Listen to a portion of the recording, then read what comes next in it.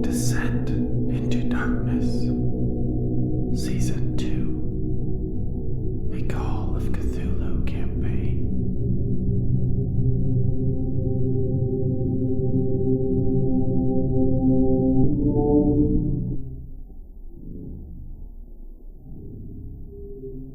Welcome back, gentlemen, to Death Watch's Call of Cthulhu campaign, Descent into Darkness Season 2. I believe this is the 15th episode of our investigation into the murder of Robert Dooley. Last time we left off, Mr. Whitmire and Mr. Monroe had left Orion's spiritual goods shop with some tools in their possession to go try to find a ley line or a holy site. Meanwhile, Dr. Andrews and Mr. Whitmire had just gotten some very confusing information from a pair of scientists at the University of Massachusetts. And we will pick up there with them scratching their heads. But first, let's have our players go around and introduce their character and perhaps their current mental state. Hi, I'm Chris. I'm playing Johann Muller, retired history professor, and currently one step away from being a permanent residence at the asylum. I'm Brandon, playing Wallace Andrews, MD, and currently I am quite frustrated at having received 2 answers that give me no new information, trying to wrap my head around the general theory of relativity. And my name is Justin. I'm playing Lance Monroe, who is getting very excited at the prospect of more ley lines and places of power in Boston that I can search for relics into the occult world. I'm John, playing James Whitmire, who is way out of his depth and probably just along for the ride at this point. So yeah, Dr. Andrews and Mr. Whitmire are standing in the hallway. You can hear the 2 science geeks have now launched into a conversation about singularities, wondering if there are forces beyond gravity that could cause these to occur, and other things that just confuse you if you listen to it. In fact, all this talk of time drives the player of Dr. Andrews into a rage. But how is Dr. Andrews? What is he planning to do next? I think he plans to just move down the hallway in hopes that a woman appears that seems to know him and has some information. Sand roll. Yeah, so at this point now I can't understand how any of what we've learned here today helps us in our investigation. So we got the insect hair thing that's made of weird stuff, but that doesn't help us. And then we've got this drawing that's not seeming to help either. So we've learned nothing here, but we had originally planned to head up to Harvard so we could find this finals club, the Horsellian Finals Club, and find out what they had to do with, leaving a pig's head on Dooley's porch and if they might be responsible for the murder themselves. So that's the next stop.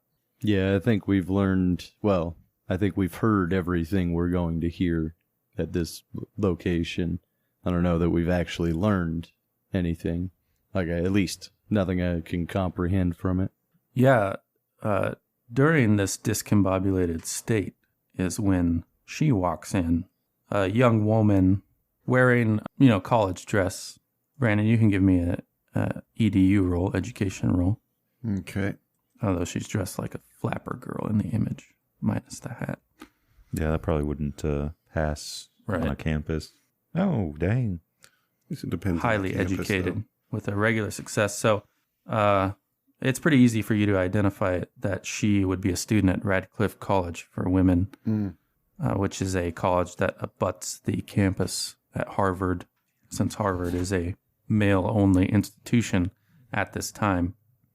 But she was looking around the hall a bit uncertainly, but her eyes alight with recognition when they fall across you, Dr. Andrews, and she walks up to you in a determined way and asks, "Are you Dr. Andrews?"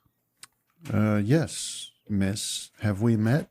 And you get this powerful sense of deja vu, so powerful, in fact, that you think you might be able to predict the future. And indeed, you're right. She says, "No, but I know you and was told that you would be here."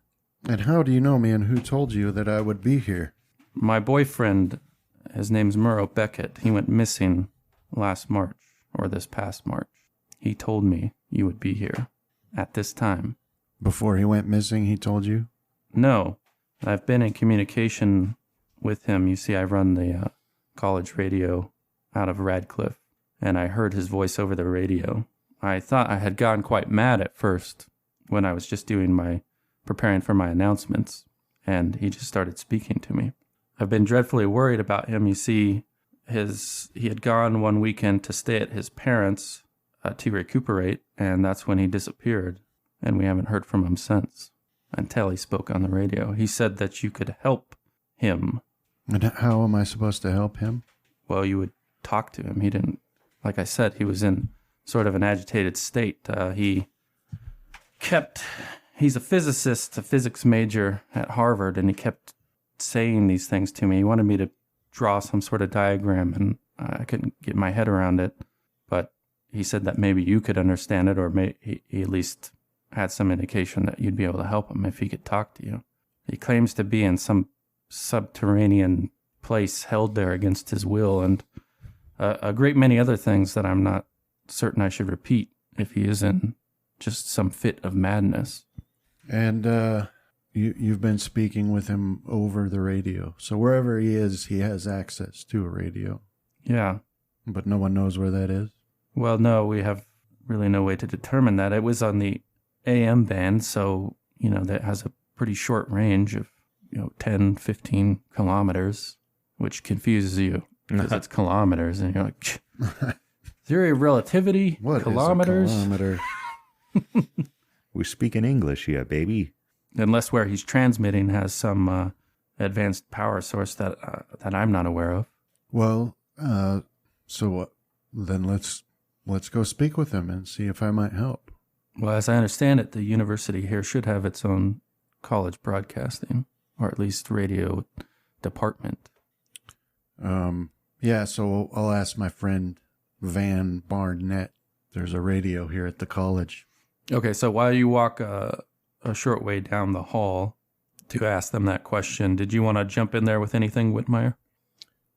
No, I'll observe for the moment until we figure out whether there's a radio here. Okay, so you can see that the discussion has turned into a bit of an argument between the two academics, and one of them is a bit red-faced, and the other looks relieved at the new interruption to get away from it. And this is your friend Van Barnett. And he's like, what is it, Dr. Andrews? Did you have another question for me? Yes, I wonder, does the college have a radio station? Yeah, they are experimenting with it at this time, so they try out announcements and things like that. I see. Well, I'd like to use it to make contact with somebody who's missing. Okay, that's interesting. I don't think that should be a problem. He looks to his friend for confirmation that it shouldn't, and he kind of shrugs his shoulders. But he's like, yeah, just follow me. And he leads you through the school to the basement portion of it, where there is a little radio room. And there you see they have like a transceiver, and they have folders with announcements and like scripts for things. And, they have like a cork board up there with various things hanging off of it, and all kinds of radio equipment. And in these days, they're like, they come in wooden boxes, but you see various parts for it and whatnot, and some cables running off to wherever the transmitter is located. This is it. You understand this stuff, Dr. Andrews? No, but this young lady here is an expert in this, so she'll help me. I thank you very much. Now, travel west out of my sight. The door's on the east wall. I think his friend's like, I think it is possible to travel only west and get out of the east door. How? The singularity. No. All right. They leave the room, and they leave you with this young woman who has by now introduced herself as Betty Williams, if she didn't already. And she says, the odd thing about this is my boyfriend doesn't come in on the same frequency every time. It seems to float around. So just give me a minute to dial that in. And she fires up that radio equipment and starts turning the crank, not the crank, but like the knob. Steam-powered radio. More coal, Whitmire. As you open the door to the burner, do you see Bango Skank was here? Right. This guy's everywhere. We need more coal. You got to shovel it in as fast as you can, Brandon. No, but she fires it up, and you sense that electrical energy enter the room, and she starts turning the dial there, and you hear static. It's mostly just static, but she pauses every now and then, and she says, Beckett, are you there? And then she'll go on to a new one. And at one point, she actually gets a signal from the only broadcasting station in Boston at this time that broadcasts through the whole area, which is just giving the news, and it jumps out of that into some baseball game. And then she goes on to something else. But finally, you hear a voice that not only is coming through the white noise of static, but it also seems like it's far distant. And he says, yes, Betty, I'm here. You detect a frantic edge in his voice. And she says, I brought Dr. Andrews. Yeah, so I'll step forward. What was her boyfriend's name again? Beckett? Yeah, so Beckett, son, your girlfriend says you're in some trouble and that I might help. What can I do for you, lad? Because I'm way older than him. Okay. So he says, I don't have a lot of time, so I just need you to listen. I think I have it all straight, but just listen to what I have to say before you ask me any questions. There are 3 dimensions of space and 1 dimension of time, but there are further dimensions proposed, perhaps a plane of existence that sees all possible worlds. A while back, one of our members at Porcellian found a tome, the Liber Ivanis, from which we made contact with some sort of interdimensional creature.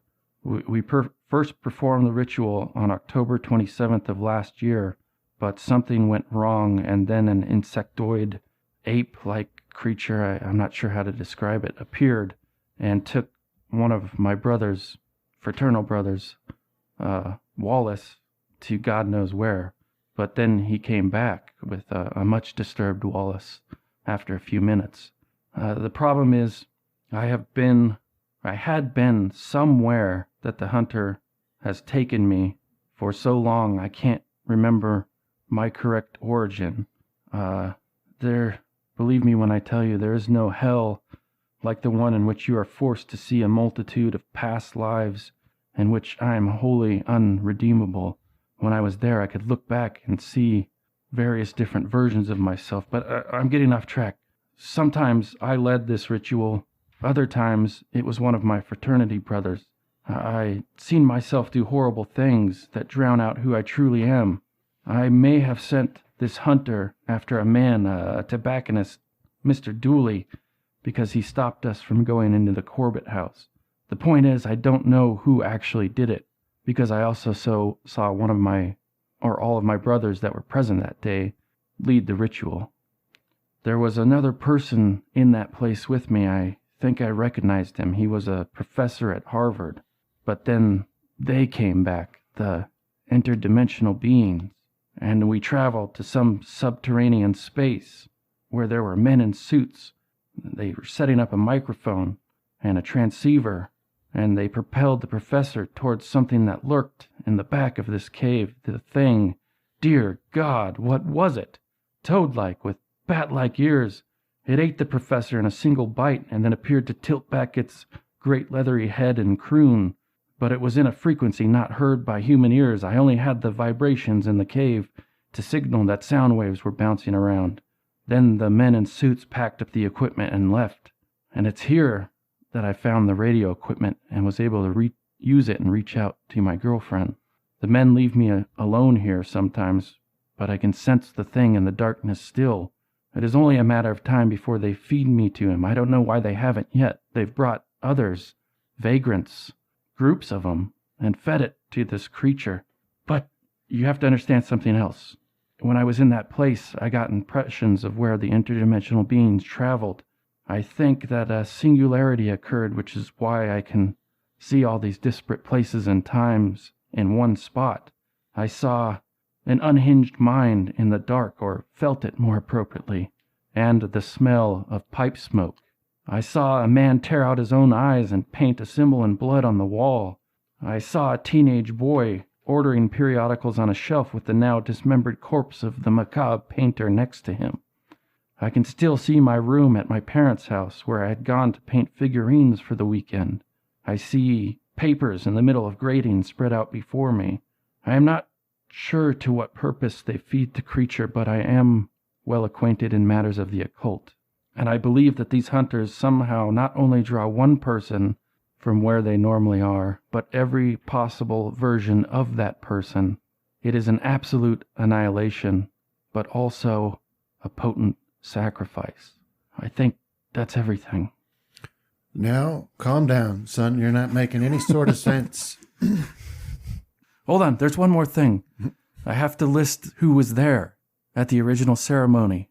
It was me, my brothers Cole Bishop, Wallace Bowers, Wade Hoffman, and then the signal starts crackling and some other names are lost behind white noise.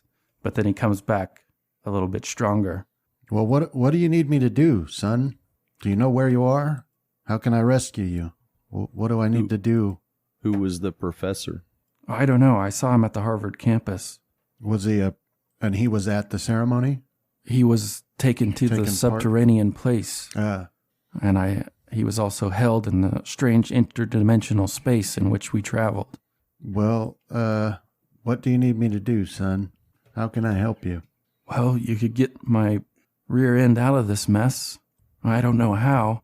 I just knew you would be here because I saw your conversation at the University of Massachusetts when I was in that interdimensional space. Can somebody addressed you the ritual? What kind of ritual did you do? Yes, we had performed a blood sacrifice earlier to empower a dagger of unalloyed metal, in which we did the Latin chant Evocant Venatora, drew a diamond-like shape in the sky with the dagger. It was supposed to summon a dark being, and that's what appeared. Do you know the name of the being? No, I just call it an interdimensional hunter, because the Latin in the Liber Ivanus referred to it as a dark hunter. Can you tell me where to find the Liber Ivanus? I don't know. We got it from somebody. Who ended up with it at the ritual? As I said, sometimes it was me, sometimes it was one of my fraternal brothers. Where did you get this dagger? We just bought it. From where? It was really, you wouldn't describe it as a dagger. It was just a knife of pure iron. All right, Beckett was his name? Yes. I'm going to try and help you, Beckett, but you got to give us more information.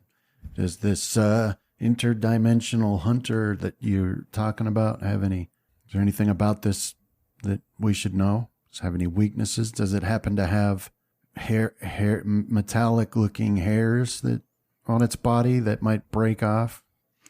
Yes, I struggle to put into words what it looked like. It was at once insectoid and ape-like, and there might have been hairs. I was in a state of shock when it appeared.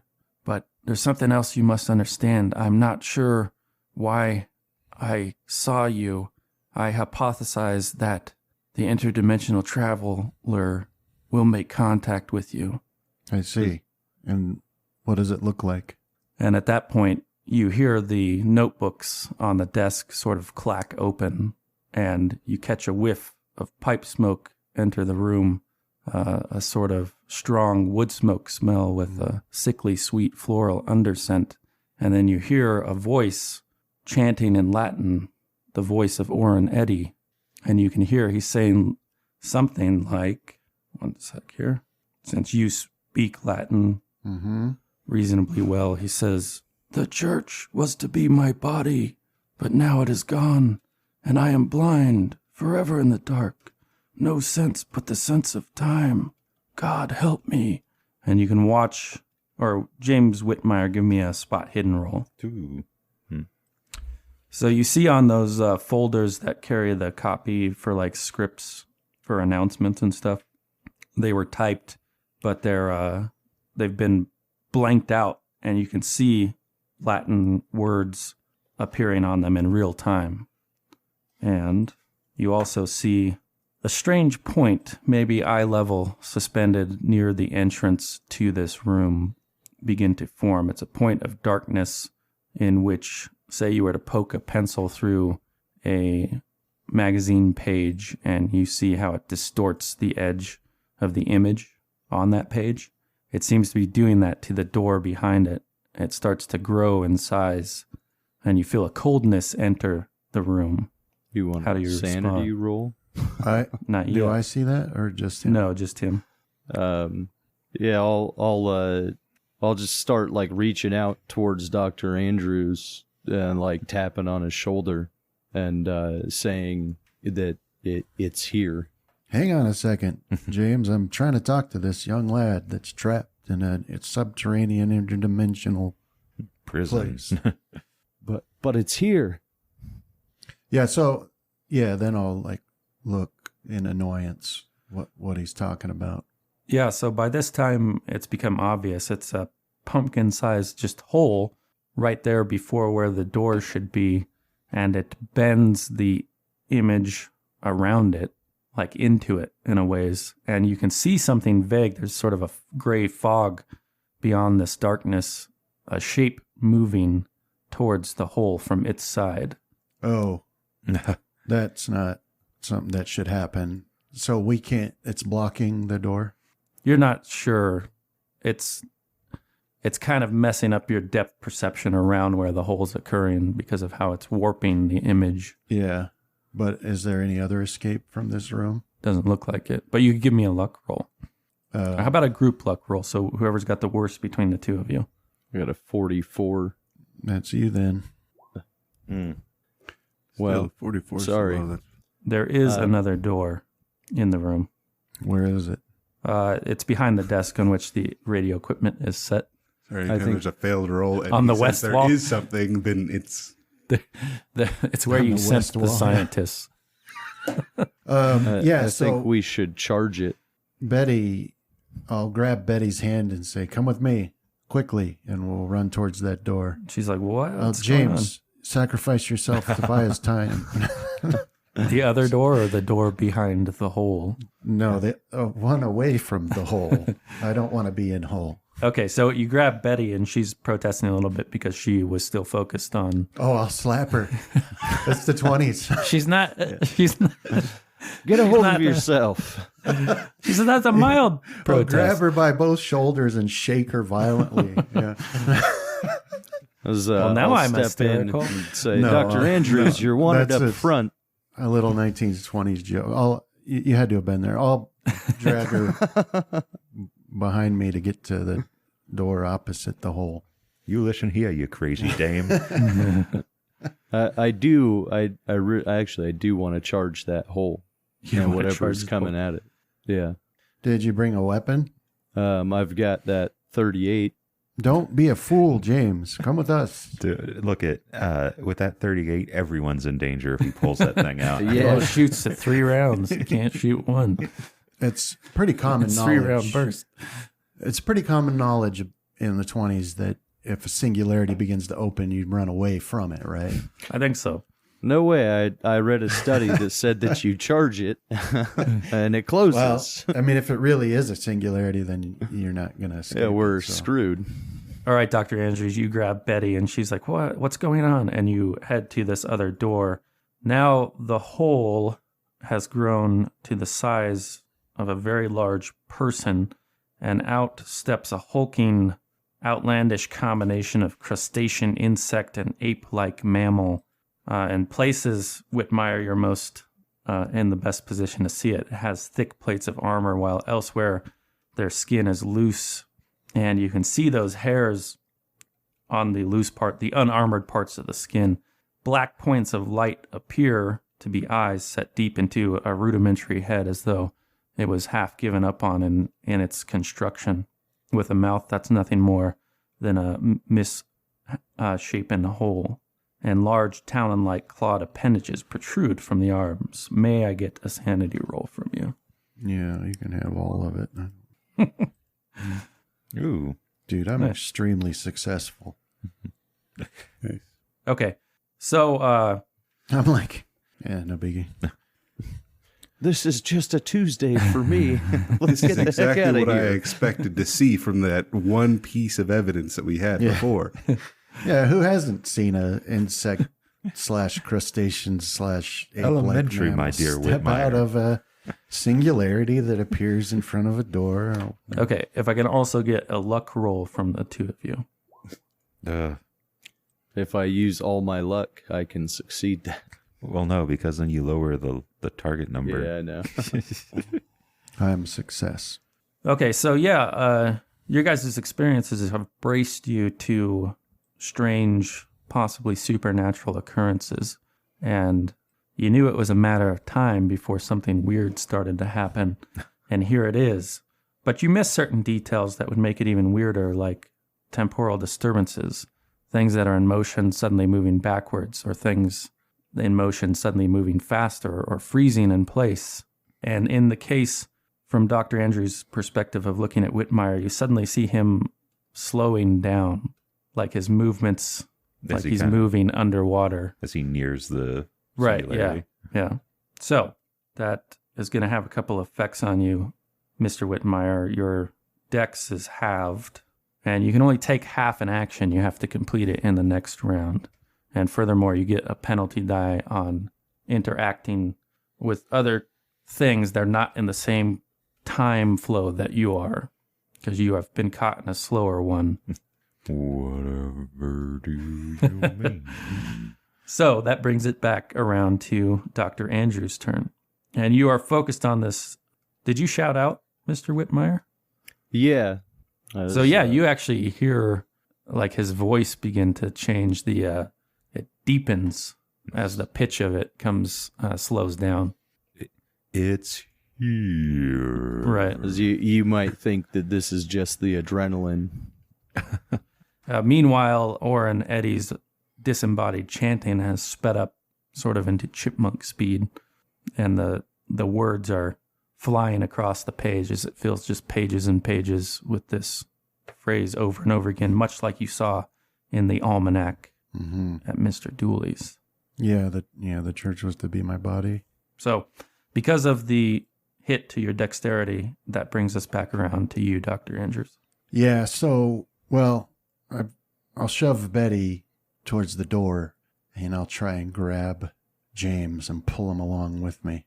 Okay. And it, because like I don't have time to reason through what's going on, but it wouldn't be the first time that something supernatural has occurred where he started acting weird. So I don't got time to figure it out. I'll just grab him and pull him with me, You should ask. I mean, last time he attacked Monroe with a crowbar. Hmm. This time he's talking funny and whatever, but I'll grab a hold of him and try to pull him with me. You towards the door. should petition for 3 steps towards the door. Yeah, give me 3 steps. All right, so you're able to pull him back towards you, and you guys all get by the door, at which point you hear a cry erupt from Betty Williams. It's like a primal roar of rage as her mind breaks to a degree, and it calls up an image of some like cave time woman defending her young or something like that. This wordless, inarticulate, rage-like roar. But we'll bring it back to you, Mr. Whitmire. Okay. So he's having seen that thing, I will definitely change my opinion of what I should do. And I will slow move out the door with Andrews. okay. So you begin opening the door, Remember, you have to complete your action next So to you guys should have opened the door for me. So you watch his hand float down to that doorknob, the other door from the one you came into the room. Dr. Andrews, what's next for you? Or hold on, sorry. Bad guy. So yeah, he walks forward. So we'll put you right as the head of this group of people huddled by the door there. And this entity walks towards you. As near as you can tell, its gaze is focused on a point beyond you, but it does just try to move you out of the way forcefully, like to throw you to a side. It reaches out one clawed arm and casts you to the side. Who? Dr. Andrews. How do you want to respond to that? Do you want to try to stop it from doing that, or would you just like to dodge out of the way? Yeah, well, this thing's enormous, right? And it's got like a claw. It's about 7.5 Pincher. feet tall. Yeah, I'll try to dodge. Yeah. I ain't letting that touch me. Yeah, I'll try to dodge it. I don't, maybe. Oh, that's close. And how do I do that? Is there a dodge skill? Yes. Yeah. It's in your combat tab. It's also on your skill list. And as it failed the roll, all you needed to do was meet its level of success. So yeah, you're able to get out of the way. It didn't even look like it expected you to move or anything. You were just an object for it to move out of its way. So now we'll bring it back around to your turn. Yeah, well, so then I'll dart ahead and open the door that Whitmire's screwing around with. Shove him through. Okay. Quit playing. You open the door. It's a singularity. It's not a time for a game. It's a closet Yeah. Oh, yeah. with a lot Yeah. of... Yeah. There's it is. space you could get in there. Yeah, it's a closet. Yeah. Of course it's a closet. Push Whitmire hard enough, you might make an opening on the other side. Yeah. Any windows in there? No. Any no. port in a You were in a storm. sub-basement. It's completely dark. You can see there's a light you can turn on dangling there by a little pole switch. When dealing with horrors Yeah. from some abyss, being in the dark's where you want to be. If they can't see you. Yeah. Betty is still yelling, and she's like trying to get past you. So you can react to that as well. I'm just shoving everybody in Okay. with me and shutting the door. All right, so give me your, we'll do a strength roll on that one. I'll push it. Yes. Oh, you guys have the same strength. Yeah, go for it. It could be your excited state. You might actually be too forceful, and you could potentially do harm to her. Yeah. Okay, Yeah. So what do I do? roll it again. Oh, come on. Yeah, so you push her into the closet, and she stumbles something unseen on the floor and pitches head first onto a shelf, smacks the side of her head on it, and appears to go limp. Well, Do no harm my ass. Hey, Look, it's that or be conscious for whatever this thing's going to do. yeah. I know, I'm just So giving I'll it crap. just, shut the door. Does it have a lock? You're gonna go inside and shut it. Okay. Yeah, pushing everybody in with me and shut the door. Give me a luck roll. What does Dr. Andrews and Betty look like to Whitmire? Like, what's he seeing? Oh, They're just extremely fast. He's seeing that they're moving quicker. Like he's like do-do-do-do, shh. And she's like bang. He's like, oh, what are you guys doing? So it's like those car chases from like Mad Max where they sped up the film. Yeah, right. To make it look faster. So there's no lock on the door, but you do see that on your next action you might be able to brace it. Of course, you could post up there and try to manually keep the door from being opened. If you Does want the to. door Yeah. open in or out? It opens in, out. Yeah. Yeah, so, of course. All right. Okay.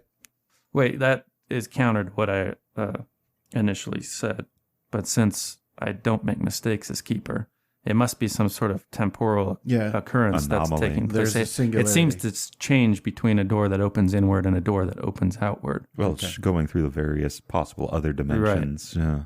Okay. So, Mr. Whitmire, you're now in this room. The door is closed. You guys are totally in darkness. Which action would you like to start this round? You do see a light dangling. I will start to. I'm going to start to pull that 38. Okay. Preparing your weapon. Yep. I actually forgot to do this. You know, that ain't good for nothing. So leaving a man 6 feet in a hole. All right, so you feel at this moment the door is an inward opening door, and you feel a strong force push in to try to get to where you are. You're going to have to succeed at a strength roll to keep it closed. Actually, instead of an opposed roll, let me look at this thing, strength. You'll have to succeed at an extreme strength roll to keep it from barging into the room. Is this happening? It's on the enemy's its turn. action? Yeah. Okay. Extreme what? Strength. That's close. You got enough to luck it? I mean, if there's ever a time to spend luck, this is the time. You could, as a helper to the investigators, I would say holding the door closed now is a temporary solution to an ongoing problem. Well, that's true. Well, why don't you get in there and help them? I am helping. What are you talking about? Save your luck. So yeah, it forcefully opens this. I mean, unless you want to spin it. No. Or push. No. What would the penalties be on a push? Like I'd fail and fall right into his arms, into his mouth. Would the multiple doors existing in the same space cause a rupture? Well, probably just because you know that this door is in a state of flux. The force you're putting on it, it would suddenly change if you failed to push, and you would be aiding the creature, and it would put you at a disadvantage as your force is suddenly thrown off balance. Yeah. Right. Yeah. No, I'll just let it go. So it pushes the door open, not like splintering or anything like that. It's just like you might if a child were on the other end. Yeah. And you slide back, and that's it for its action, which brings us back to you, Dr. Andrews. All right. So I want to either, she flew forward, hit her head on a shelf. So, I want to see if there's a shelf that I could pull down so it would wedge in that space. Yeah, where you could do that. Or see if there's a weapon nearby in this closet that would be useful to me. There is improvised weapons. Well, I'll do the shelf. I'll pull it down so that it... So it's another obstacle in the path of... Start sticking it with morphine. Okay, what? Yeah. Give time for Addicted. Whitmire to finish getting his gun out. Yeah. Okay, so yeah, with no roll needed, you're able to... These are like standing shelves. They have a bunch of like small copper tubing and weird looking coils and like glass bulbs that just come clattering down and shatter if they're shatterable.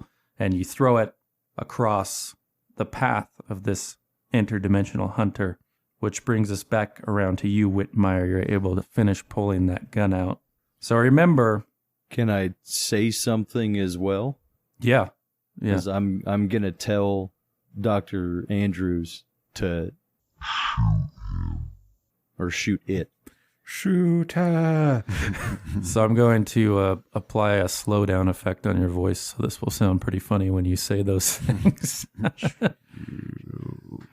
Yeah, so you hear this deep, stretched out shoot, or what did you say? I'm going to shoot it?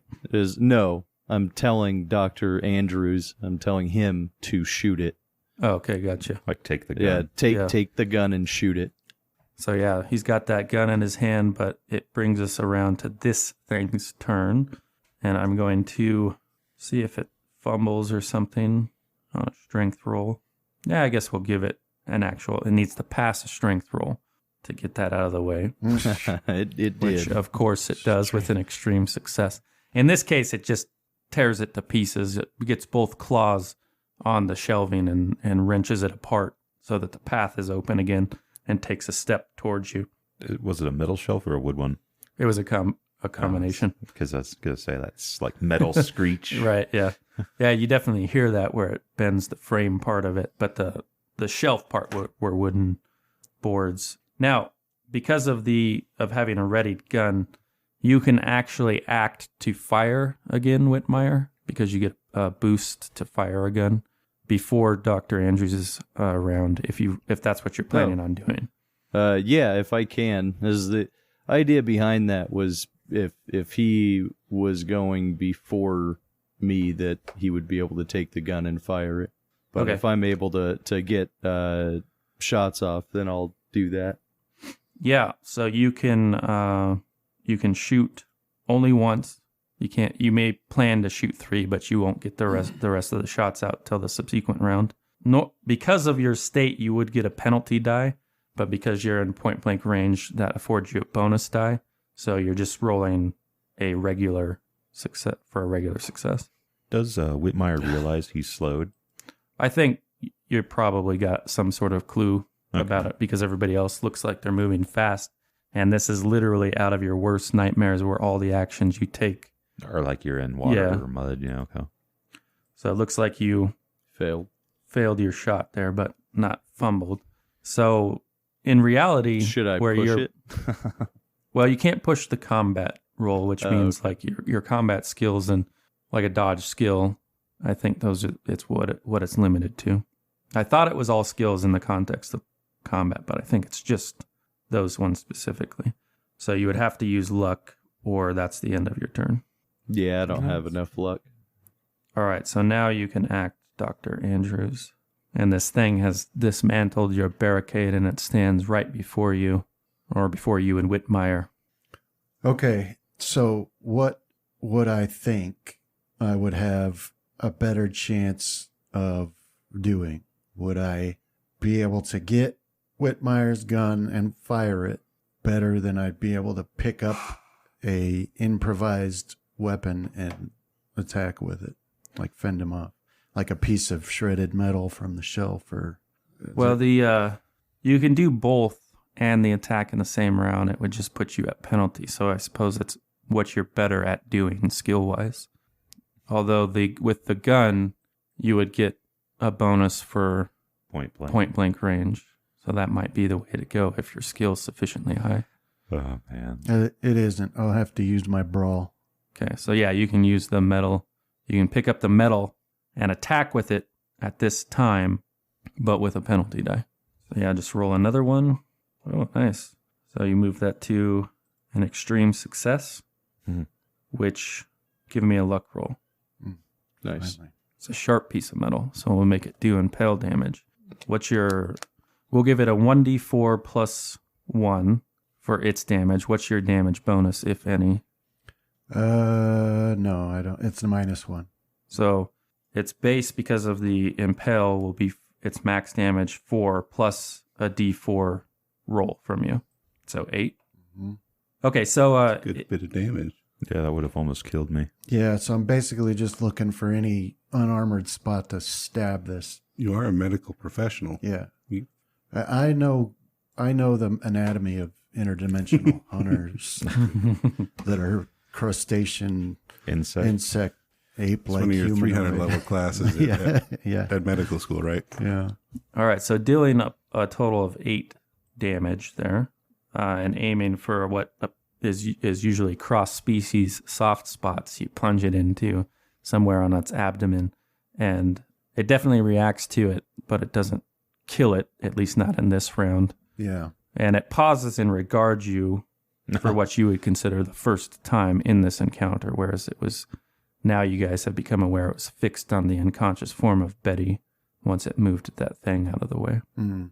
Okay, so Whitmire already acted earlier in the round, so we're going to bring it back to the Dark Hunter, which is now regarding Dr. Andrews, and it's going to attempt to pick you up by your arms. So like grabbing both your arms and picking you up. Okay. And it's going to do that with its brawl roll, so you have the option of dodging or brawling. Yeah. Or brawling it back. Yeah, I'll brawl it back. Okay, let's see how it does. It got a regular success. Oh, nice. And you got a hard success. So what is the outcome? I suppose when you're doing a fighting maneuver, usually you're trying to get some sort of goal, right? Like what are you doing? What's your retaliating move, I guess, as it tries to pick you up? Yeah, so, I mean, as it's reaching forward trying to pick me up, then, and it's so much taller, so I guess my objective would be to, like, get under its reach, put a shoulder into it. Okay. To like push it backwards or something? Yeah. Okay. Yeah, we'll say you actually are able to basically bull rush it out of your guys' closet space, and that brings us back around to your turn ordinarily, although Whitmire, if you're going to continue firing, you can. What did you plan for? Or I guess you didn't get the penalty for it, so you only shot one round. Did you want to start to shoot again? Is Dr. Andrews going to cause any other type of penalty if I do? Yes. Yeah, so I will try and wait until he is clear. Okay. So we'll come back around to you then. So it is now your action, Dr. Andrews. All right. Yeah, so I've managed to bull rush him out a little bit. Yes. Would I be able to come back in and shut the door again? Yeah. That's what I'll do. Give me a luck roll. Oh. The phase of possible doors orientation changes when you're trying to close it. And it switches to an inward one. So when it was like you had it outward, you were going to close it, the jam was going to be there. It's now switches, and the door keeps swinging open, and you were unprepared with it, and it opens the rest of the way. So you're just in that state while it's been pushed back. All right. Did you want to act now, Mr. Whitmire? Do I have a clear firing lane? Yeah. Then yes.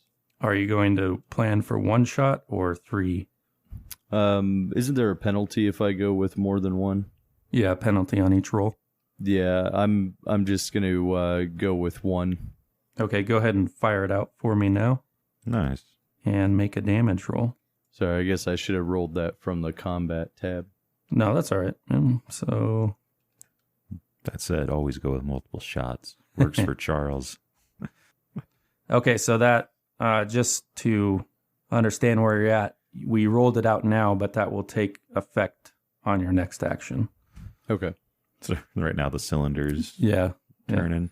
So, from your guys' perspective, Whitmire's bracing up to fire, and this thing moves to re-engage with you. This time it just reaches one claw at your head with the intent of grabbing your head and throwing you back behind it out into the room. How do you want to respond to that? Yeah, I'll brawl it. Okay. Oof. Going up against a hard success there. Nice. So in the case of an opposed fighting brawl roll, it goes to the aggressor. Had it been a dodge, you would have succeeded. Well, my dodge is only 20, so. You're how far away from making it an extreme success? Is that something you want to consider with the use of luck? Yeah, how far away would I be? What's 1/5 of 67? Like 13. So 20 points. I Yeah. believe they round up for their Yeah, so it'd be 1/5. 14. 19 points. Yeah, I'll spend it. All right. And what was the goal of your counter maneuver? Yeah, so he's reaching for my head, so like once again, like I'd just try to get underneath and still working on like pushing him back out of here, away from us. Or no, that's not true. Like if he's reaching for my head, then like I would want to duck underneath and try to stab him in his armpit. So you want to deal some damage? Yeah. Yeah, go ahead. 1 second. Just a D4 roll for your weapon there as your bonus damage cancels out its bonus damage. Yeah, so it kind of sparks off, doesn't spark, but it bounces off the more armored part. It just makes a movement that you didn't expect, and it appears to be ineffective. Okay. Okay, Whitmire's started the firing already in this round. All right, so Dr. Andrews, it's your turn, actually. And Whitmire's shot has gone off, and it did some damage to the entity, but it's still seems determined. All right. And now, is it inside the doorway? Like Yeah. You guys are standing on opposite sides of it. Okay. Well, I guess I'll just, use brawl to try and keep stabbing at it. Okay. You guys can, team up, and the way that works is, what's the strength between you and Whitmire? What are your guys' ratings? My strength I is have 40. Mine is the same. So we would deduct 40 from this entity's strength, and then whoever wants to make the roll rolls against that reduced value, right? Does that make sense? Yeah, like with what kind of an action? You would just both be doing the same thing, basically, but it might be hard to coordinate since he's a little bit time shifted, so you want to stay with your original plan. Do some more damage? Yeah. Okay. Go ahead and make your fighting brawl roll. I tried to counterattack there, but you were successful. So roll a d4 damage for me. Again, since it's sort of moved its arms in front of it to combat you, you keep hitting these armored plates with that implement of yours, and they don't seem to be scoring it even in the slightest. Whitmire's damage had finished, so that's it for you. And it comes back around to the entity, which is going to try again to move you out of its way.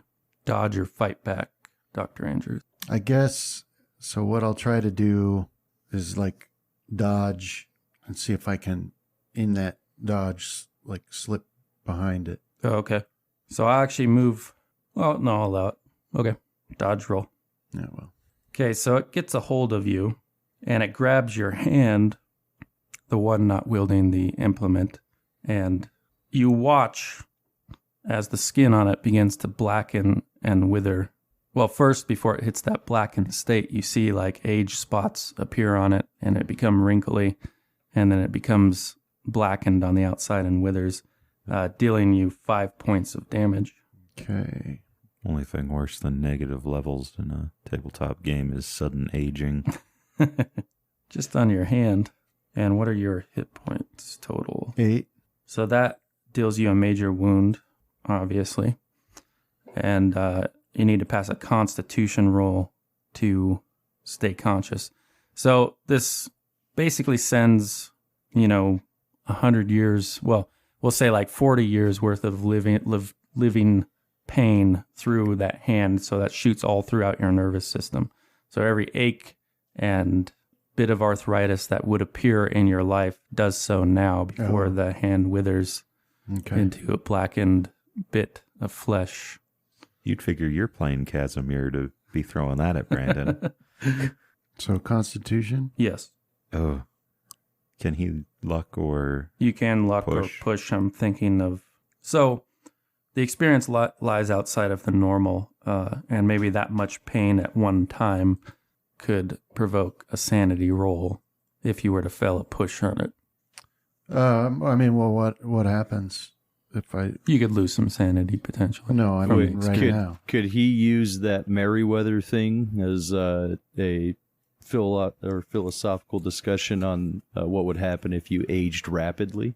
Well, we could generate how Merriweather's lifeline would help you. I will also remind Finn you that McCracken comes in and starts breaking heads. you could summon the Kraken. Big guy with a shotgun. So is this him attempting to remain conscious? Is this what it is? Or? Yeah, right. Okay. Because basically it was like a blast of pain that Sent you into caused shock. people to faint, basically. It sucks. Yeah. Or the push, or 41 luck. Or, Lifeline. wait a second. We're using an optional roll. Let me look up the details. Okay. I totally forgot about Yeah, it. it says luck may be spent to remain conscious for a few extra rounds. Remaining conscious until the end of the current round costs 1 point of luck. So we can do that. You can just spend one. You failed the roll, but you can spend a point of luck to stay up. Okay, I'll do that. All right, so you're conscious for one more round. We will end the entity's turn and begin. Are you going to fire again, Whitmire? Did you want to start the combat round that way or do something else? Yeah, I'll fire again. Okay, so you begin to fire. We'll go ahead and roll it out. Nope. But you also fumbled. Would you look in your weapons and see what the malfunction rating is listed as? 100. Okay, so your gun doesn't misfire or anything like that. It's something else. Got any ideas, Justin? Well, there's always like a ricochet or something like that, or some sort of effect of him being slowed. As we could land on a bad shell. Well, I don't want to do the malfunction one because that's with a 38 revolver. That specifically needs a 100, but you did fumble the shot. So what I'm going to do, which is ordinarily not possible, is you see that, Dr. Andrews, you see this time shift has messed up Whitmire, and whatever he's perceiving when he fires his gun or plans to, it's going to be aimed at you. So you have the opportunity to dodge a gunshot that you know is coming. Do those bullets start off slow and then speed up once they get outside the field? Yeah. That's pretty cool. I'm sorry for murdering you, Dr. Andrews. Well, Just you only want you to know that. If you fail the dodge roll, then you dodge because he got a fumble. You just don't If you fumble your okay. dodge roll, you dodge. But we're rolling to see if you fumble because you could dodge and then land in a advantage way. Okay. Let's see what happens. This is how we know Whitmire's a rogue, though, because you always take the shot as a rogue. Yeah, so you're able to step out of Yeah. his line of fire, and the shot just misses the entity when it goes off next round, right? You just got out of his way where he was aiming. So now it's your turn, Dr. Andrews. I will release the Kraken. Okay. I think this is the perfect time where a big Irishman with a shotgun is going to be useful. Yeah. So it makes sense. Finn McCracken had, of course, followed Jimmy Whitmire to the University of Massachusetts that day to keep an eye on him. And he got nervous by the length of time you were in there. So the big Irishman went wandering the halls. And I think he would hear the 38 go off too, right? Right. Well, he was questioning the two scientists that had left about the whereabouts of Mr. Whitmire or Dr. Andrews. And they said, they went down to the radio room. And then that's when the blasting started to occur. So he raced down and at this moment kicks in the door with his shotgun ready and takes a shot at this creature. See how he does. I need a big Irishman with a shotgun following me in my everyday life. He's my Irish guardian angel. I'm picturing a 1920s Terminator. How do you do? Yeah, that was nice. 37 out of It's a 70. Nice. Success. Yeah, that was almost a hard success, too. Is he firing both barrels or just one? Uh-oh. That's not good. Oh, lucked out. That's good. Yeah. Last thing you need is... Wait a sec. Aren't Irishmen immune to sanity loss? Only when they're drunk, which is all of the time. All right. Back to the... So he comes in, he waves away his shock at seeing what's occurring and blasts off that shotgun. What did he deal? 11 damage there? Mhm. So yeah, you see all that all those pellets and stuff manage to hit the unarmored part of his back, and you see bits of this strange flesh blast out into the room, and you hear, some of this buckshot sprinkling around in that closet. You may even feel it pass near you or get that sensation of it. But anyhow, the creature topples over, Nice. apparently dead. So we will leave Dr. Andrews and Mr. Whitmire and Finn McCracken in the basement of the University of Massachusetts for a moment to look in to Professor Muller and Mr. Monroe, as they've not made it a block away from Orion's spiritual goods before you hear the sound of loafered feet hitting the pavement behind you. Okay. I'll put my hand in my jacket. Okay. Having someone walking behind us on a public street really isn't that uncommon. Yeah, So it's the hurried pace of it that might draw your attention. I'll glance over my shoulder. So you see a flustered-looking Lamar with a bunch of implements in a bag underneath his arm. He was the proprietor of Orion's, coming up to you, and he's like, against my better judgment, I must know what you are up to, and I've come to offer my services. I'll give him If you'll take it. a smile. You are more than welcome to be aboard, Herr Lamar. We were just simply going to begin dowsing for Yes. various ley lines. We Yes. believe that they are part of a much bigger web. Oh dear, are we going to the Boston Commons now? Yes, we are. Oh, goodness. So let's see, what did we get? We got the 2 dowsing sticks. Yes. Did we also get the jewel? We did get the crystal. Excellent. Perhaps we should first go to a place where we can attempt the dowsing via the map, or do you want to go with the 2 sticks? Well, perhaps while we're waiting for the train, we can try the map, and then we can use the dowsing rods once we're a little bit closer to the actual commons. Very well. So I guess we'll go over to the train, and while we Yeah. wait, we will spread the map out on the ground. Okay. And would you like to do the honors, or perhaps our guest, Herr Lamar? Well, I've actually never seen this done in person, so if Lamar would like to perform and demonstrate that. Yes, wonderful. I'll light my pipe and gesture to Lamar. Please, begin the dowsing on the map, Lamar. Okay. Think of, I'm sure you know what ley lines are, but positions of power, strong emotion, what else? Spiritual lessons. So here he begins to perform his occult skill, his knowledge of occult, different traditions, and it all looks like he has a good understanding of it. But in reality, what is to determine the effectiveness is a luck roll. So we can use the better of the two. 48. 62. Go for it. Oh. You can't push luck, huh? Well, he just states that he's not, it doesn't seem to be keying in on the Boston Commons. I'm sure that you are just flustered, Herr Lamar. In fact, it seems to be keying in on our location. Really? There's no reason to not believe that there are some ley lines here. Perhaps the energies are interfering. Perhaps. Maybe pull out the dowsing rods and see if we get a reaction here as well. Yes, of course. Perhaps you should do it this time on the road. We have 2 sets. If you, we can both see. And I still believe that trepanning would be the best route, but without a hammer and a chisel, we are a bit out of luck. And I'll take the dowsing rods from Monroe. All right, so you guys can, or are you both doing it? Yep. Go ahead and both throw your occult rolls and luck roll. Occult roll and luck roll. Ooh, Nice. there we go. All right, occult. Okay, and luck. Very nice. Wow, what are the odds of that? Both succeed on the occult and hard succeed on luck. Probably because they usually use like time, the clock, for determining random. Yeah. Maybe not that high. I don't know. Since Well, you guys it's kind like of did close. 100th of a second or Is something. that, yeah, right? I guess that would make it pretty high then. But in any case, you're both experts at what you do. You are 70 or near 70 in your skill.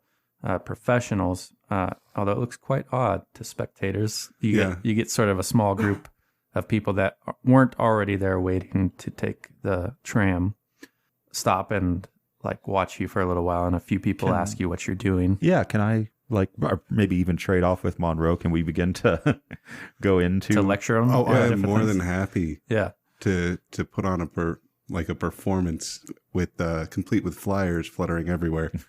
Yeah, you're able to, and you draw the crowd. You're able to hand out flyers in between your activities, and if there's anything you want to pimp. Oh no, ProfessorMuller.com. not necessarily pimp, but for the most part, I would go probably more into the more historical aspect of dowsing. Yeah, okay. A fairly familiar, if you are a farmer, for finding water. This is a very common technique, stuff like that. Various cultures that might use it in various other ways. Okay, so what you realize is you're picking up a very weak, perhaps sacred line that seems to be localized to a narrow strip. And when you follow it one way and then the other, you realize that in one direction it leads towards the north end of Boston, where with an education roll, or a no, it's called no in this case, but you roll your education and this is your understanding of Boston. You can do the same, but you need a hard success since you don't live in Boston. Nice. Well, the area that it's pointing to the north made an impression on you, and that would be the Chapel of Contemplation. Corbett House, which you realize is running in a direct line in that direction, right? That if you were to walk through all the buildings and everything like that, you would end up at the Corbett House or the Chapel of Contemplation. And now you key together that, the Chapel of Contemplation is further in a direct line from the Corbett House. You are quite certain it would be precise if you were to walk from here to there. Okay. That explains why you are unable to get the dowsing to work, Lamar. There's very high spiritual energy running in that direction. Is there? Yes, directly to the Corbett House. Ah, yes. Oh, no. But if we continue the line south, Where does that lead us? You know, it's the Boston Commons. Oh, then yeah, I'll mention that if we follow the line the other direction away from the Corbett House, and it leads directly to our next destination in the Boston Commons. Then the adventure continues. Yes. I hope you are still ready to go, Lamar. Yes. Excellent. This is rather exciting. I mean, I had hoped that we would find something at Boston Commons, but this strengthens my belief that there truly is something there. Oh, most definitely, Herr Monroe. So when the tram arrives, there's a sort of depressed sigh that runs through the small crowd as you guys make your farewells and depart, as the point of interest in their dreary lives has now evaporated, and they must go on. I'll continue passing out flyers as fast as possible and then board the train. Yeah, so the tram takes you. It runs right by the Boston Commons. There's a separate area called the Boston Public Garden, which is what Lamar had narrowed it down to.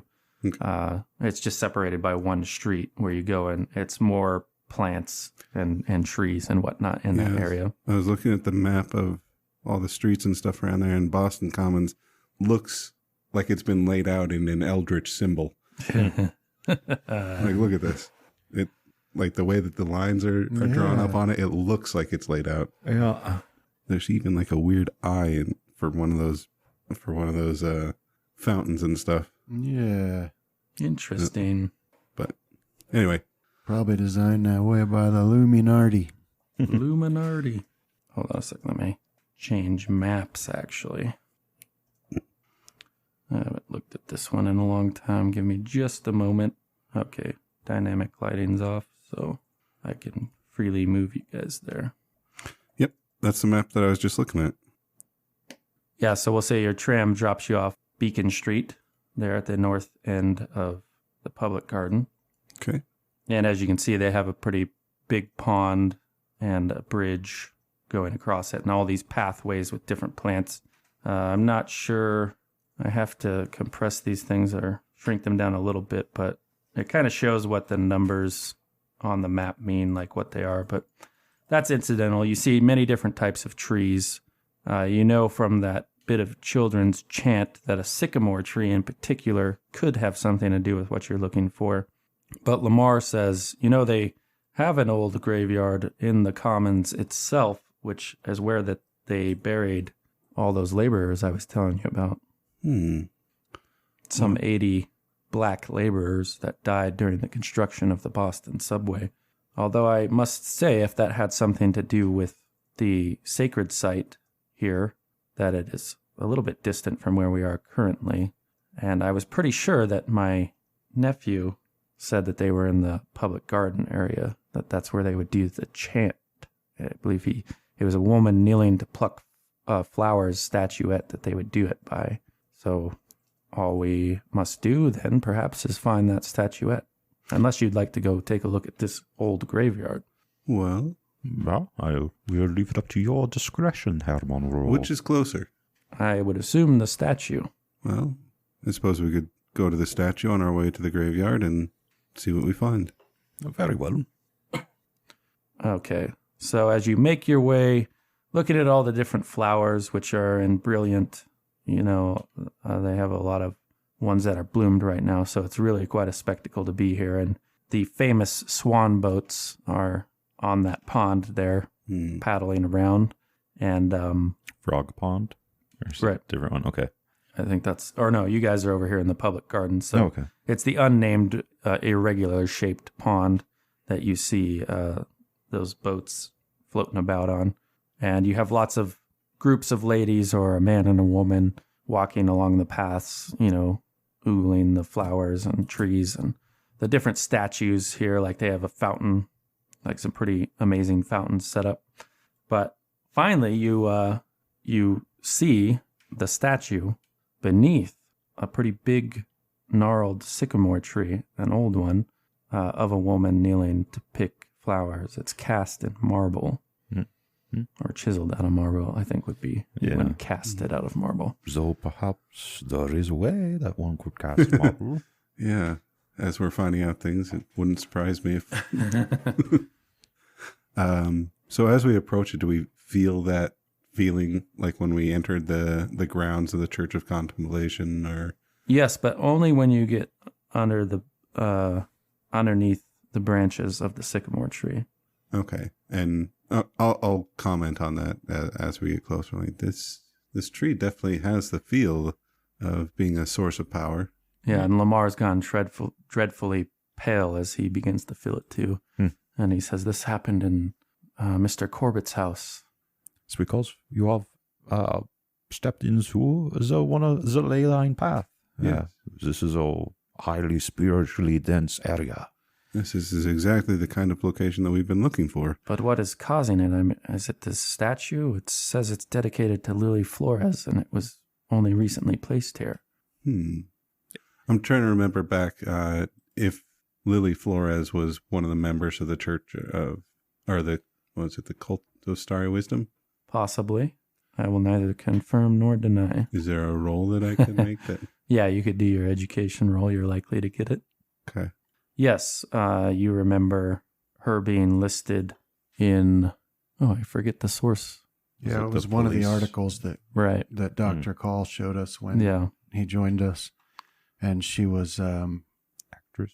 Yeah, and she was at the also the retired detective mentioned as her being one of the members that was redacted out of the police report. Yeah. Because at the time she was a star vaudeville player, and it surely would have damaged her reputation. So, well, at each of the other locations that we found, one of the members was laid to rest there.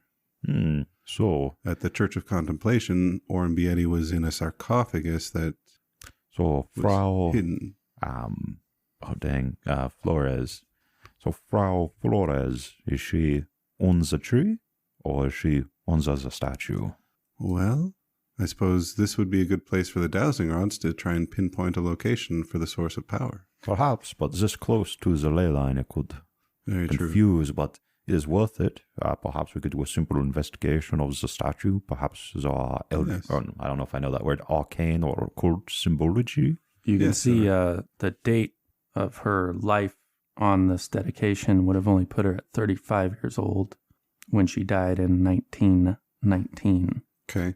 1919. And Lamar, he's like, well, we could try to, one of us could open ourselves up to as a conduit. I even hesitate to suggest that now that I think about it. Forget I said anything. Perhaps we will use that at if our initial investigation fails. Yes, that sounds like a... But thank you for volunteering, Lamar. Investigation for various occult symbology? Perhaps there would be something carved on the tree or on the statue? As well as any kind of mechanics that might be used to hide a burial chamber of some sort. Yes. Was it afternoon, evening? Heading into evening by now. I would hate to attempt to dig up a statue in the middle of, in broad daylight. We didn't bring any digging implements anyway. The Orin was buried in a sarcophagus, and it just shifted away from the altar, and he was buried underneath. Perhaps there's something similar to the statue, or perhaps some unknown cavern underneath. Perhaps. Perhaps maybe drainage nearby. Yes. All right, so first, Keeper, we will look for any occult symbology on Ziza's sycamore or the statue. Okay. Thank you. Donke. So, you guys split up and you're dousing and looking for occult symbols around, or are you going to stay in a group? No, we'll kind of split up so that we can... All right. Yeah, it's daylight still. I'm not too worried. Well, I need a hard spot hidden. Or natural world, if you're better at it. Natural world. I could give it a shot. Do you get to try both? Or? No, it's just one or the other. Sorry, it was a combined roll. Then, it would have been the spot hidden anyway. That still would have been, even at a hard, it would have been higher than my natural world. Okay, so Mr. Mueller, as you're examining the tree, nothing, no occult symbols jump out at you, but you do see, you almost missed it because it has been there for a while, and it didn't look, it looked natural, just like a natural knot or hole in the tree, but you realize that someone had drilled into that tree in times past. Drilled a small hole into it. Herr Lamar, could you come over here? He does. He stops a good 3 paces away from you, though. And he's like, yes, what is it, Mr. Mueller? Come closer, Herr Lamar. There appears to be something in the tree. I can't quite see it in my age. Okay. Could you reach inside for me, please, my boy? I misspoke. The hole would be, maybe no larger in diameter than a dime, right? But he could definitely peer into it for you. Please, thank you for the suggestion, Herr Lamar. What do you think it is? I don't know. I'm hoping that you can describe to me what you see inside. I don't know. The light's in a bad position there. Do you have anything? I have this lighter. Okay. Will that work for you? It might. Monroe might have one of those electric torches. I suppose would that be a luck roll? Yeah. So yeah, I guess I would have thought of that as we were heading out. Grabbed with the fading daylight. Yeah. So yeah, you want an electric torch? Yep. Okay. Maybe that's what amped up the price of your guys's, because they're still sort of new. But yeah, they're handy in the way that you can pinpoint light, unlike a lantern. So you guys get it up there and you're shining it down this hole, and he's like, I don't see anything. I'll be kind of leaning forward on my cane. Oh, wait, I see something shining, reflecting. Yes, there's something metal, I think, that's reflecting off the light, but it's way in there. Anything else, Herr Lamar? That's it. Very well. Monroe, I have found something. Thanks to Herr Lamar, of course. Lamar, I'm glad you made the journey with us. You've proved invaluable already. Thanks. So now, how do we fish this item out? I believe we have to be very careful. We don't know what it could be. It could be a seal, or it could be nothing, and then we have a damaged, aged tree. Well, in every case, at these locations, we found some sort of an item that held the spirit of perhaps one of the members. There's those jeweler, I forget what they're called, but you kind of push down on them. They're on a spring. Yeah. And 3 prongs come out. It's used for handling gems. With some specialized tool, you could probably reach in there. Or something like that. Perhaps a jeweler's. Yes. I forget the name. With an extreme luck roll, you already rolled yours and it was only regular, but there's a chance that you might have that on for whatever stuff you have been up to in the past. Well, yeah, maybe for various archaeological digs, I found that it came in handy. All right, so extreme luck? Yes. Nope. So it's getting on towards evening. Are there any shops nearby that we might be able to pick something like this? Hold on, I have to pay respects to the fumble that just occurred. Okay. All right.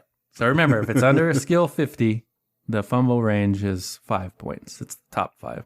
In any case, while you guys are talking, a hand slips around your waist in a very familiar way, Monroe, and you hear a whispered voice in your ear, a feminine voice, and it says, sorry, I closed my thing. What did you do to me, Johann? I did nothing, Herr Monroe. Perhaps your actions in the past have caught up with you. Yep, very likely. And this woman's voice whispers in your ear. You feel the hot breath tickle the back of your ear. She says, bury an ounce of flesh in my fertile earth, and you will surely learn my worth. And when you turn around, it's Lamar. But his mouth is just open, like he's not forming the words, and this woman's voice is issuing forth. Okay. Is this going to be sand check? Is this a sand check? A small one, yes. Not good for me. Oh, not good for you. Wow. Success! And Wunderbar! I can't spend luck to make that a success, can I? On sanity checks? Luck rules. That's a good question. I always forget that one. Let me take a moment to look it up. Okay. Herr Lamar, you are positively a conduit. An unwitting one, but yes. Yeah, it's hard because the sun is, fading into the west. It's cast its light into the eyes of Lamar, but you do pick up like a faint yellow glow against the whites because it's kind of like put the whites of his eyes through a filter in a way, but it doesn't radiate out here in the late afternoon, early evening light. So, sorry, Okay. one sec. Continue your. Although when he closes his mouth, he has sort of a coquettish Kinda look grin, to his face. You know, this flirtatious cast to his eyes and mouth. Is it perhaps even like a professional, like something an actor would put on for, Yeah, maybe. All right, luck. Ounce. So luck may not be spent on luck rolls, damage rolls, or sanity rolls. Okay. But like I said, it was a small hit, so we'll just do 1d3 sanity loss for you. Do I get none? It was 0 for a pass, Okay. so you're good. Because I believe 1 will send me Right, to the edge. yeah. Right? And I'll start shooting this place. All the hell. Ooh, 2. So I guess I'll start talking. Okay. And I don't know if that's cool with you or not. Yeah, go for it. Frau Flores, I presume? Yes. Although what she whispered was for Monroe's ears alone, so you didn't Oh, quite hear sorry. that. Well, let's go ahead and do a listen roll. We'll make it That's a right. hard I one. forgot she was whispering. Ooh. Wunderbar! Yeah. So you heard it. So carry on. So Frau Flores, I presume. Yes. Now, what exactly did we just want to find these? Well, actually, I was hoping that if we found another member of the Church of Contemplation, then we can get some answers that we hadn't gotten in the previous ones. Like, we still have no idea who, the pastor is. Or, Okay. I am most sorry to disturb your unrest, but me and my companion here have some questions for you. Don't be sorry. I'm more than happy to be disturbed by handsome gentlemen like yourselves. Ah, I'm going to be, like, disentangling myself from Lamar's embrace. Yeah, she lets, as you like move away, like the tips of Lamar's fingers just slide down your arm, and Yeah, I think that's probably what creeps me out. Like, that's where the sand hit came from. Johann will have a bemused grin on his face. Does Lamar let out a what Wistful soft, sigh. throaty laugh? yes, Oh, go for the yes, laugh. she does. But yeah, so she's left that statement hang in the air and let Monroe disentangle. Well, Monroe. And there's an implicit yes. Go ahead with your question. I assume that the object that we see in this tree is the object that holds your essence. We spoke to Oren Bietti, and we found his possession. Oh, that old codger? What does he know? Mhm. But I'll never tell. Don't you find the chase a little more interesting when I play it coy? No, not really. Monroe, you seem to be at a loss for words. Yes. This is a state that I'm not used to being in, because part of my mind is speaking to this woman, and part of it is like reconciling that I'm Anyway. speaking to Lamar. And There's no need to be rude, Monroe. I'll extend my hand. I'm Professor Muller. Yeah.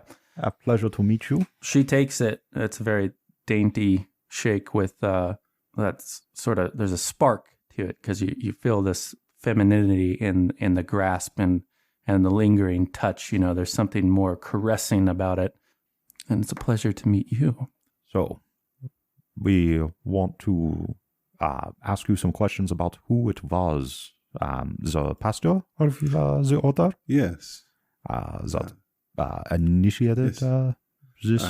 yes. Sorry, I apologize for losing my wits, but yes, there are several members of the order that we were hoping that you could enlighten us on their whereabouts. And another few questions I have are: how has your existence been since you've taken this leap to being outside of a normal physical form? We believe that some organization is feeding off of the power that you've managed to gain, and we need to know if we're going to be attempting to stop them. Well, that's quite a lot for a young woman such as myself. As to how I've been doing great. My stock in trade was my good looks, but time had been taking its toll, and Michael Thomas blessed us all. And so now here I am to give my blessing to people for all time. Don't you want my blessing? What does your blessing entail? Bury an ounce of flesh in my fertile earth, and you will surely learn my worth. I can show you if you'd like. Johann? I'm hesitant, but... There's only one way to discover the mysteries of this earth, and that is to jump sometimes off the precipice. Very true.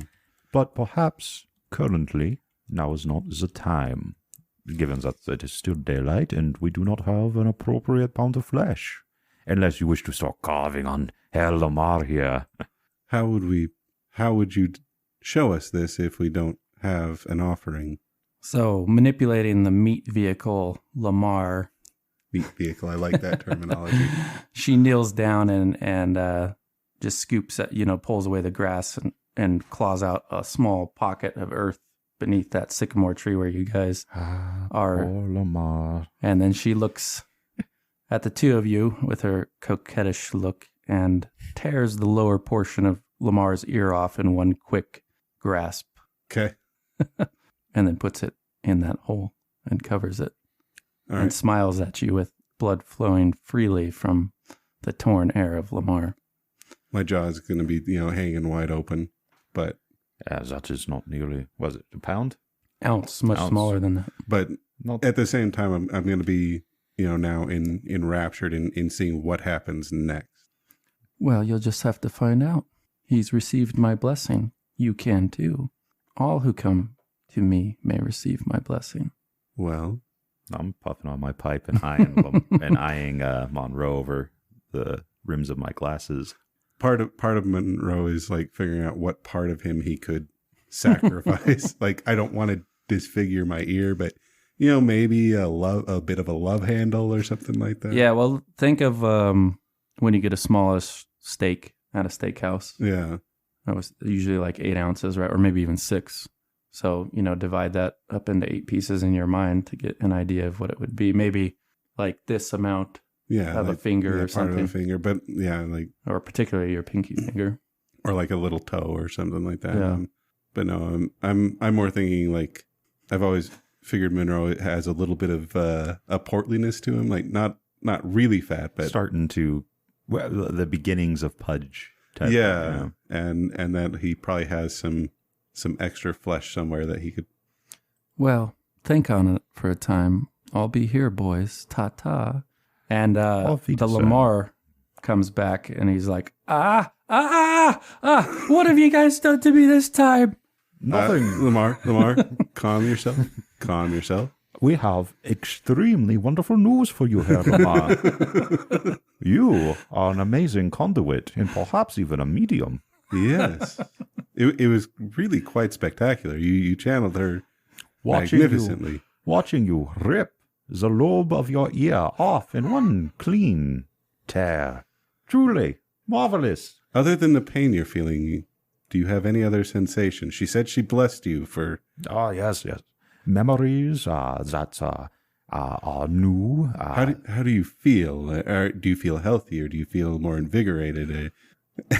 Well, he begins a couple of half starts to all the questions that are coming at him, but he's like got his hand on his ear and he looks at all the blood and then he looks at you and he faints straight away right back onto the grass. But we'll pause with you guys for a moment and head back over. He was always one to disappoint. To the university crew. I love how we managed to scoop up sacrifices along our way. One must always be prepared. Dr. Andrews, you have been using the optional luck rule to stay conscious. Would you like to stop doing that now and allow yourself to pass out from the pain that you've been holding at bay through willpower? No, I need to do it long enough to do some first aid on myself. All right, so we'll continue to proceed in rounds. So you spend 2 more luck, and we'll just start at the top again, and you can act first. So you still have, you're hopeful because you still feel pain in your hand. That nerves are alive there still. So it's possible that whatever this effect was went outward in, but flesh will need to be removed because it's, necrotized now. So it'll cause you blood poisoning, infection if you leave it there. Yeah. I think we found where we can get our flesh from, Monroe. Well, but for now, I could probably First aid. apply a tourniquet to keep it from spreading Yeah. or something, right? Yeah, and also you do have the unconscious woman to attend to, Betty Williams. Are you going to start with your hand first? Yeah. Yeah, so because of, well, let me describe a couple other things. So Finn McCracken has lowered his shotgun, but he's looking at the creature there with a wide expression on his face, and that hole in the world is still open, and Whitmire is still moving slow. But ever since the creature fell, you see like your jacket ripple a little bit as though some force is pulling it towards this hole, and you see a small object kind of flick off the desk and go flying into the hole. Or like one of those like tubes or You're right, yeah. lights that were on the shelf. Something that's light like flies into the hole, Yeah. and you get a sense of a force beginning to pull you. It's fairly weak at this moment. Is that hole like widening or narrowing or what? It's staying how it is at this stage. All right. Well, whatever. I got to do first aid, so that's what I'll do on myself. Okay. So we'll do, go ahead and do your first aid roll. I'm actually not going to put a penalty on there. So you gain 1 hit point back immediately, and you think you've stopped the worst of the effects for now. Anyways, medicine will need more time, at least an hour, to perform it, and you would think it unadvisable to perform it on yourself. Right. Unless you needed to. So that brings us to you, Whitmire. All right, so Go ahead. I'd like to start moving over towards Betty Williams. Okay. So yeah, what's your intention? Scoop her up. So yeah, you begin to do that in this round, and we'll come back around to Dr. Andrews, who's finished this hasty tourniquet on his left arm. Yeah, so I'll, once I've done that, I'll just, I guess I can shout that you've got to get us away from that thing, pointing at the hole. Yeah, and now I believe you've lost 4 luck. Yeah. Yeah, and the gravitational force, or this maybe decompressive force or something that's occurring, has started to draw larger objects in. So you see one of those folders that had like a leather-bound wooden binding to them, flies off the table, goes into this hole, and objects on the floor start skittering across, and Finn's scrawling in his note, and he's crossed it out, and then he just scrawls some big words, and he holds it up, and it just says, run. Yeah. So Whitmire, you're able to finish your turn, and you hear the Dr. Andrews chipmunk speak, where he says what he says, but you've scooped up Betty, but that's it for you. And then it comes back around to Dr. Andrews, costing you 8 points to remain conscious. Yeah, I'll run. Okay. So yeah, you clear the room. Finn is gesturing at you in high speed, Whitmire, to move it. What would you like to do? As I will start to run as well. Okay. Yeah, given how quick you guys normally move, you can still make it entirely out of the room, and Finn is the last one out, and he closes the door behind him, and you start to hear a great clatter and ruckus as larger objects are thrown into the hole, and some things that were mounted or restrained in ways begin to tear themselves free, and that's where it ends with you. Now, Dr. Andrews, you've made it a fair distance down the hallway.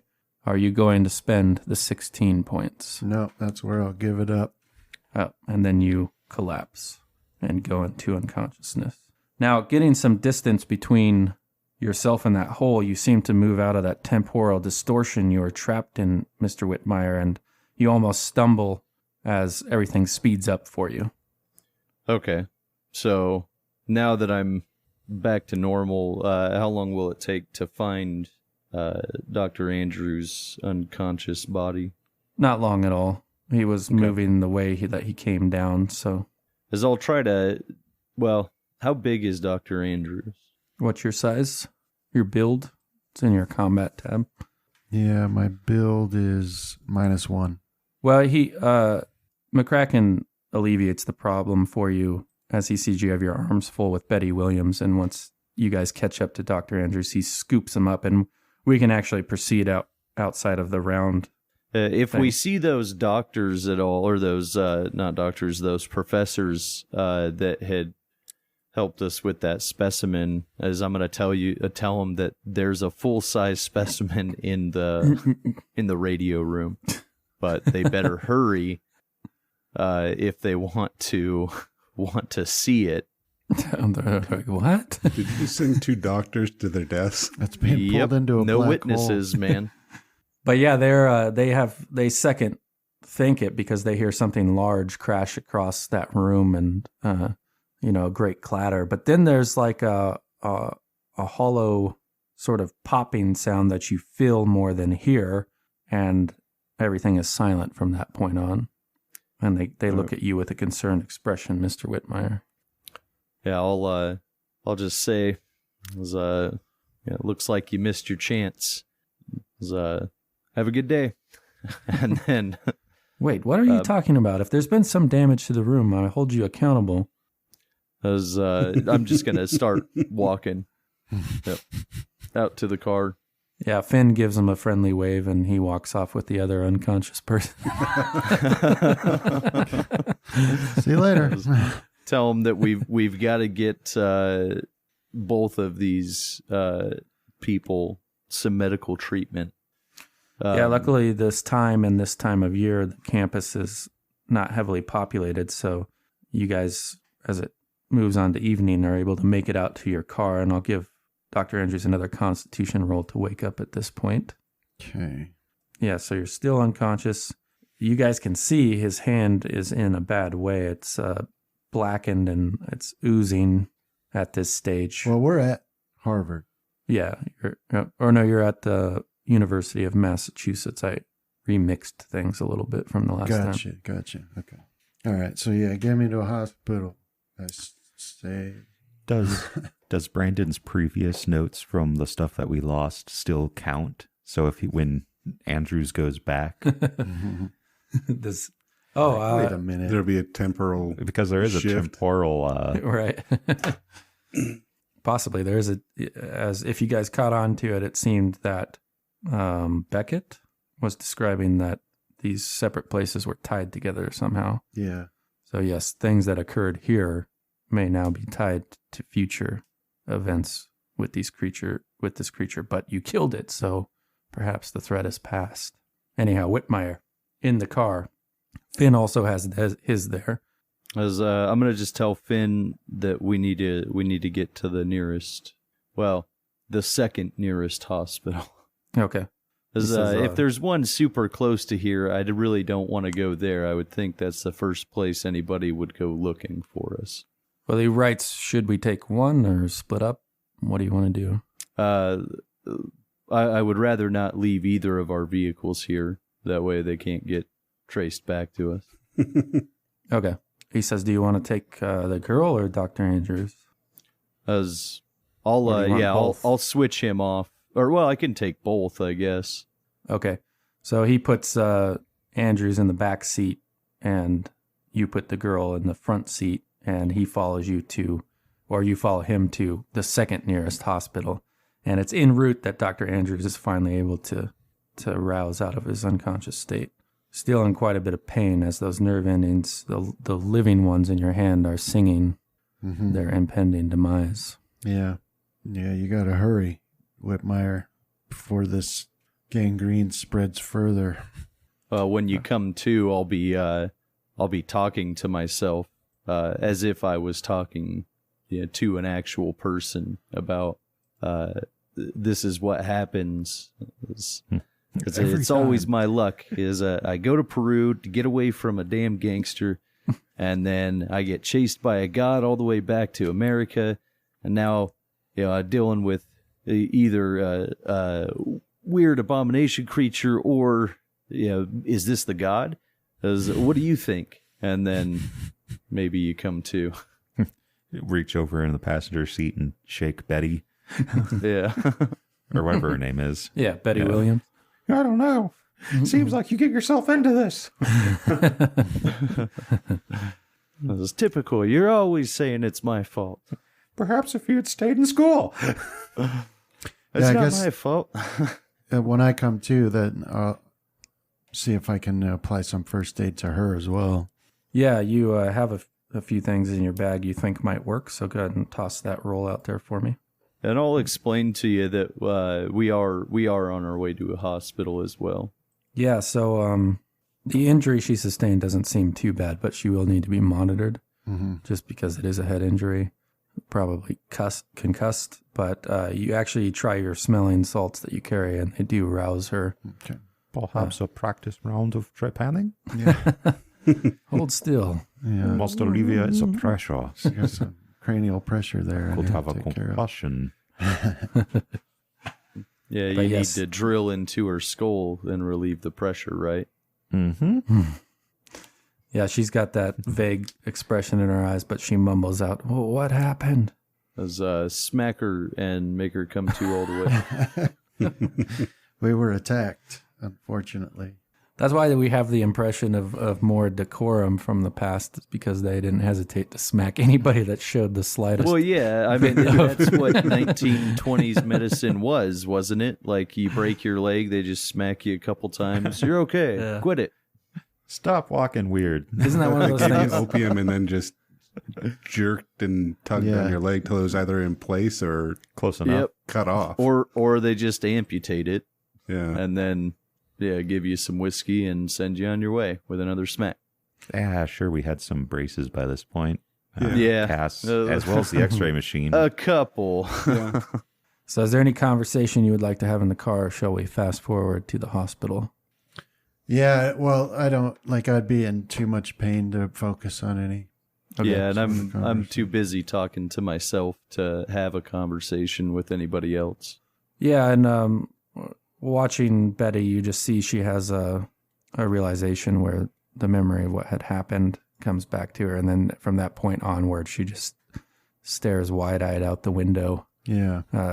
begins to try to say a few things, but just can't really come up with anything coherent. But you guys get to the hospital, and when you walk in there, the nurse at the front sees your hand, and she sort of gasps, and she's like, Flop it "How in her did you?" face, Yeah. But yes, she ushers you immediately to find a doctor, and he is similarly shocked at how this occurred.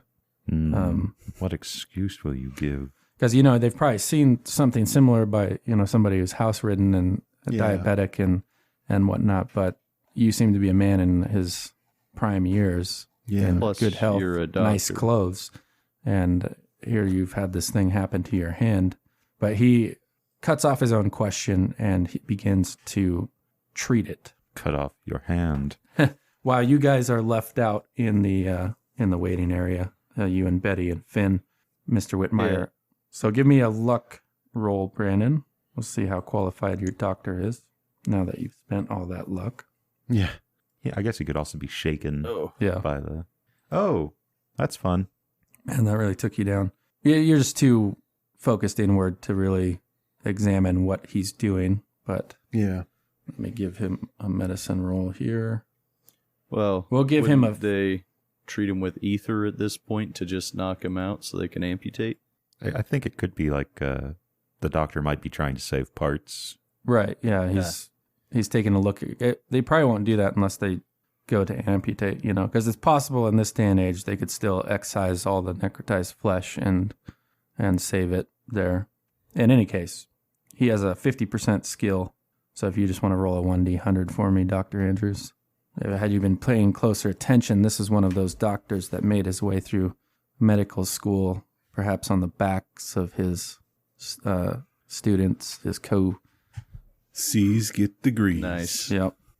But he did the job, so you gain back 1d3 hit points And you lose 1d6 fingers. Wait a minute.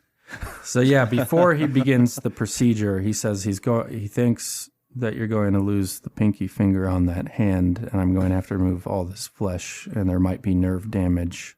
Otherwise, we can amputate to be sure. Which do you prefer? So he thinks we'll need to cut it off, potentially? The pinky, I think, is entirely lost. He's got his ounce of flesh. No, yes. Hopefully it will soon be our ounce of flesh. And so what's his question? Or we could amputate it. She didn't specify that it had to be our flesh. I was supposed to ask you that before the roll, because it would have determined. Okay, so I got 2 hit points back. Because if we don't, there's a chance that it might still be necrotized. Well, he'll succeed at his thing because I rolled it too soon. So you can just go for the option that will work, that will keep the majority of your hand. Yeah, chop it off. Well, no, he'll be able to do the lesser evil. But if you want him to chop it off. Oh, okay. Just to be, it's part of the protagonist's journey to lose a hand. Come on. No, I didn't mean the hand. I meant the pinky. Oh, okay. Yeah. Yeah. Roll a luck to see if he took it that way. Chops my head off. Yeah, so it's with the application of ether and the beginnings of this procedure to remove the pinky and the necrotized flesh on Dr. Andrews' left hand that we must close this session. So, thanks for playing, guys. Thanks, man. Thanks. That was a lot of fun. All right, we can get those rolls out there. Oh, yeah. And I've got to say, having you whisper sweet nothings to me in a slightly feminine voice almost gave me a sanity loss.